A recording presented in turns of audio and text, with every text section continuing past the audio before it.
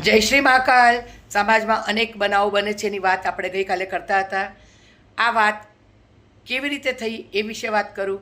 સંત મહાત્મા અને ગુરુ પ્રવચન આપતા હતા. ગુરુજી એવું કહેતા હતા કે પતિ સારું એવું કમાતો હોય તો પત્નીને નોકરી કરવાની જરૂર નથી, બાળકોનો ઉછેર કરે, ઘર સાચવે, આનંદિત રહે. ત્યાં જ એક ભણેલી ગણેલી દીકરી યુવાન ઊભી થઈ ગઈ અને ગુરુજીને કહે છે, આપ અહીં બેસીને બોલો છો, સમાજની પરિસ્થિતિ તમને કદાચ ખબર નથી લાગતી. ચાલો હું આપને કહું.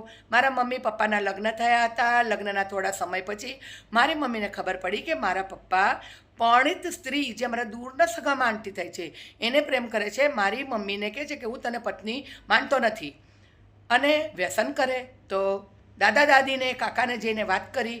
બાળપણથી મેં દુઃખ જોયું અને જઈને વાત કરી ત્યારે કે છે, હા 10 વર્ષ પહેલાં એના લગ્ન થવાના હતા પણ સંજોગો વશાત નથી થયા. અમે એને વહુ માનીએ છીએ. કાકાએ પણ એવું કહ્યું, દાદા દાદીએ પણ એવું કહ્યું. હવે મારી મમ્મી કરે શું? ભણેલા ગણેલા હતા, નોકરી કરતા હતા.